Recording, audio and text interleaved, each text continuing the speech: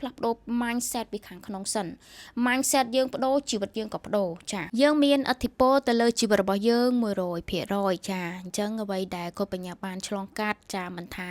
បទពិសោធន៍ល្អបទពិសោធន៍ពិបាកក្នុងការដែលយើងគិតថាធ្វើមិនបានប៉ុន្តែលទ្ធផលចុងក្រោយគឺកូនបញ្ញានៅតែអាចធ្វើបានเนาะចាអញ្ចឹងវាពិតជារឿងដែលសំខាន់ដែលកូនបញ្ញាគួរតែយកមកចែករំលែកទៅដល់បងទាំងអស់គ្នាចាគឺពេលខ្លះអ្នកទាំងអស់គ្នា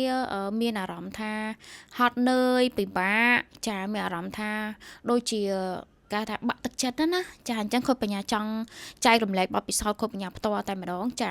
ថាតើខ្លួនយើងពិតជាមានឥទ្ធិពលប៉ុណ្ណានៅពេលដែលយើងផ្លាស់ប្ដូរការគិតចាគឺជីវិតយើងក៏ផ្លាស់ប្ដូរដូចគ្នាเนาะចាការងារឬក៏រកស៊ីចាធ្វើអ្វីក៏ដោយគឺបងប្អូនត្រូវតែមានការផ្លាស់ប្ដូរពីខាងក្នុងជាមុនសិនចាការផ្លាស់ប្ដូរនេះគឺសំខាន់ខ្លាំងមែនតើចាបើសិនជាបងប្អូននៅតែប្រកាន់ភ្ជាប់ទៅទង្វើចាស់ការគិតចាស់គឺបងប្អូនក៏អត់មានការផ្លាស់ប្ដូរក៏អត់មានការអាប់ដេតដែរចាព្រោះហេតុអីដោយសារតែការជឿរបស់យើងពេលខ្លះវាអាចគិតថា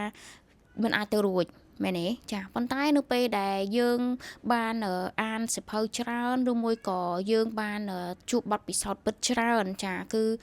យើងមានផ្លូវចិត្តមួយដែលរឹងមាំណាចាអញ្ចឹងពេលខ្លះរឿងហ្នឹងយើងគិតថាដំបូងគិតថាទៅអត់រួចទេក្រោយពេលដែលយើងមានផ្លូវចិត្តមួយដែលរឹងមាំជាមនុស្សដែលក្លាហានក្នុងការសាកល្បងអ្វីមួយគឺយើងទៅសាកធ្វើនៅរឿងហ្នឹងមួយចានៅពេលដែលយើងធ្វើហើយយើងបានផលចាគឺធ្វើឲ្យយើងកាន់តែជឿជាក់លើខ្លួនឯងទៀតថាអូខេរឿងហ្នឹងដំបូងគាត់ថាធ្វើអត់បានក្រោយពេលដែលយើងបានស្ដាប់ច្រើនមានបទពិសោធន៍អ្វីដែលគេធ្វើឲ្យបានផលយើងក៏យកទៅអនុវត្តដែរគឺធ្វើឲ្យយើងអាចជំនះរាល់ការលំបាករាល់ការដែលយើងគំនិតអវិជ្ជមានណាចាអញ្ចឹងវាជារឿងចាំបាច់ខ្លាំងមែនតើដែលខុសបញ្ញាតែងតែធ្វើកន្លងមកហើយបានផលគឺខុសបញ្ញាតែងតែធ្វើអ្វីមួយជឿជាក់ពីខាងក្នុងចាឧទាហរណ៍ថាខុសបញ្ញាមានផ្លូវចិត្តមួយដែលល្អយើងឆ្លងកាត់រឿងច្រើនរៀនក៏ច្រើនដែរទទួលបាននៅបទពិសោធន៍ចាបទពិសោធន៍ជីវិតដែលធ្វើឲ្យយើងចេះតែទៅមុខរហូតចាចេះតែអភិវឌ្ឍខ្លួនឯងរហូតហើយគឺខុសបញ្ញាគឺមិនបិទការគិតរបស់ខ្លួនឯងទេចាគឺខូចបញ្ញាតែងតែធ្វើជាមនុស្សមិនមែនជាទឹកពេញកែវចាគឺរៀនអ្វីដែលថ្មីរហូតចាដាក់ទុនចំពោះខ្លួនឯងเนาะចាអ្នកទាំងអស់គ្នាសាកល្បងចំណុចនេះដែរចាព្យាយាមចាប់ឲ្យតន់ការគិតរបស់យើងចាវាពិតជាមានឥទ្ធិពលខ្លាំងមែនទែនការគិតបើសិនជាអ្នកទាំងអស់គ្នាគិតថាมันអាចទៅរួចគឺគ្រប់យ៉ាងអ្នកទាំងអស់គ្នាអត់មានវិធីអីទាំងអស់អត់មានផ្លូវដែលអាចទៅរួចទេប៉ុន្តែនៅពេលដែលយើងចាប់តន់ការគិតរបស់យើងគឺយើងអាចធ្វើបានយើងសាកល្បងយើងនឹងរកវិធីធ្វើវាឲ្យបានចាសម្រេចឲ្យដល់គោលដៅរបស់យើងเนาะចាឥទ្ធិពលនៃការគិតឥទ្ធិពលនៃការធ្វើឥទ្ធិពលនៃការសម្រេចចិត្តថាតើអ្នកទាំងអស់គ្នាសម្រេចចិត្តចង់ដើរផ្លូវមួយណាបើសិនជាផ្លូវមួយដែលធ្វើឲ្យអ្នកនរគ្នារីកចម្រើនអ្នកនរគ្នាត្រូវតែហ៊ានសាកល្បងក្នុងការធ្វើបើសិនជាផ្លូវមួយដែលអ្នកនរគ្នាមិនហ៊ានសាកល្បងទេតែជីវិតរបស់អ្នកនរគ្នានឹងមានតែការធ្លាក់ចុះគឺអ្នកនរគ្នាក៏គួរតែធ្វើការផ្លាស់ប្ដូរដែរនេះគាត់បញ្ញាមកលើកទឹកចិត្តតែម្ដងអញ្ចឹងសួរថាបើសិនជាយើងចង់ឲ្យជីវិតយើងផ្លាស់ប្ដូរពីមួយថ្ងៃទៅមួយថ្ងៃអញ្ចឹងអ្នកទាំងអស់គ្នាផ្លាស់ប្ដូរ mindset ពីខាងក្នុងសិន mindset យើងប្ដូរជីវិតយើងក៏ប្ដូរចាមួយទៀតគឺអ្នកទាំងអស់គ្នាឈប់ធ្វើខ្លួនឯងជាមនុស្សដែលរងគ្រោះឧទាហរណ៍អ្នកខ្លះគាត់មានចិត្តមួយគិតថាគាត់កើតមកក្រ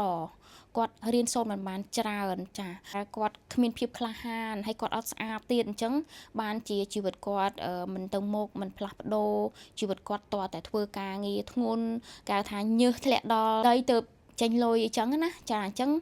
ពេលដែលគាត់តាំងខ្លួនគាត់ជាអ្នករងគ្រោះគឺ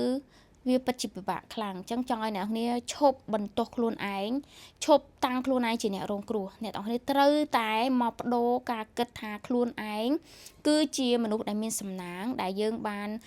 មានការគិតយើងមានដៃមានជើងគ្រប់គ្រាន់យើងមានខួរក្បាលគិតចាហើយយើងមានឱកាសទាន់សម័យ AI នេះទៀតគឺគ្រប់យ៉ាងអ្នកនរចង់ដឹងអីក៏ទៅរួចដែរអាច check ចូល Facebook ឬមួយក៏ YouTube ឬមួយក៏ TikTok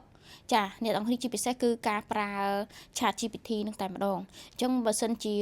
អ្នកដែលមិនទាន់មានការផ្លាស់ប្ដូរទេសូមឲ្យមានការផ្លាស់ប្ដូរពីពេលនេះក៏អត់ទាន់ហួសពេលដែរเนาะចាចាប់ផ្ដើមពីពេលនេះធ្វើឲ្យជីវិតខ្លួនឯងផ្លាស់ប្ដូរនៅថ្ងៃមុខចាហើយមួយទៀតគឺអ្នកទាំងនេះត្រូវតែ respect និង believe in yourself ចាត្រូវតែមានការគោរព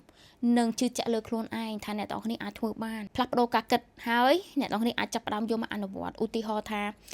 អ្នកទាំងអស់គ្នាចង់ធ្វើរឿងអីមួយមិនថាអ្នកទាំងអស់គ្នាចេញមក live ឬមួយក៏ចេញមកថត clip ចេញមកធ្វើ content ជាផលិតជាមាតិកាផ្សេងៗដែលមានប្រយោជន៍ដើម្បីចែកជូនទៅដល់បងប្អូនទាំងអស់គ្នាចាប់ផ្ដើមជំហានទី1គឺយើងមើលការចែករំលែករបស់គេហើយបងប្អូនអាចវឹកហាត់និយាយនៅមុខកាមេរ៉ាខ្លួនឯងឬមួយក៏និយាយទៅនឹងមុខកញ្ចក់ចាហើយអ្នកទាំងអស់គ្នាប្រាប់ខ្លួនឯងថាអ្នកទាំងអស់គ្នាអាចធ្វើបានគេធ្វើបានអ្នកទាំងអស់គ្នាក៏ធ្វើបានដូចគ្នាเนาะចាហើយយើងត្រូវតែគោរពខ្លួនឯងការគោរពខ្លួនឯងនេះឧទាហរណ៍ថាអ្នកទាំងអស់គ្នាចង់ផ្លាស់ប្ដូរអ្នកទាំងអស់គ្នាត្រូវតែផ្លាស់ប្ដូរអីគេទី1ផ្លាស់ប្ដូរការគិតផ្លាស់ប្ដូរសកម្មភាពចាអ្នកទាំងអស់គ្នាក៏ទទួលបាននៅលទ្ធផលថ្មីដូចគ្នាចាមិនមែនត្រឹមតែយើងមកគិតថាអូយើងចង់ទទួលបានជីវិតមួយថ្មីសម្រាប់ឆ្នាំថ្មីប៉ុន្តែសកម្មភាពការគិតអ្នកនរនៅដដែលចាអញ្ចឹងសួរថាលទ្ធផលថ្មីអាចកើតឡើងទេវាអត់អាចទេណារៀនពីកំហុសរបស់ខ្លួនឯងហើយយើងចាប់ផ្ដើមអភិវឌ្ឍពីមួយថ្ងៃទៅមួយថ្ងៃថ្មីរហូតបើសិនយើងមិនទាន់ចេះឲ្យយើងទៅរៀននងណាចាគឺឲ្យខ្លួនឯងមានភាពជឿជាក់ពីខាងក្នុងតែម្ដងចានៅពេលដែលយើងជឿជាក់ថាយើងអាចធ្វើបានអ្នកទាំងគ្នាចេញធ្វើលើកទី1លើកទី2លើកទី3លើកទី4អ្នកទាំងគ្នានឹងចាប់ផ្ដើមឃើញខ្លួនឯងរីកចម្រើនពីមួយថ្ងៃទៅមួយថ្ងៃចាការនិយាយរបស់យើងគឺវាមានភាពស្ទាត់ជំនាញជាងមុនចាការផលិតមាតិការបស់អ្នកទាំងគ្នាក៏ការគិតបានលឿនជាងមុនដែរចុងក្រោយគឺខូចបញ្ញាចង់ឲ្យអ្នកទាំងគ្នាឈប់និយាយអ្វីដែលអ្នកទាំងគ្នាមិនចង់បានអញ្ចឹងសូមឲ្យអ្នកទាំងគ្នាបង្កើតទម្លាប់មួយនិយាយអ្វីដែលអ្នកទាំងគ្នាចង់បានវិញเนาะចាឧទាហរណ៍ថាអ្នកទាំងគ្នាចង់បានជីវិតមួយដែលធ្វើការងារនៅលើអនឡាញអាចរកប្រាក់ចំណូលបានងាយចាអ្នកទាំងគ្នាអាចប្រើតែទូរស័ព្ទដៃក៏អាចផលិតជាលុយបានអញ្ចឹងអ្នកទាំងគ្នាត្រូវតែមកនិយាយប្រាប់ខ្លួនឯងថាអូខេ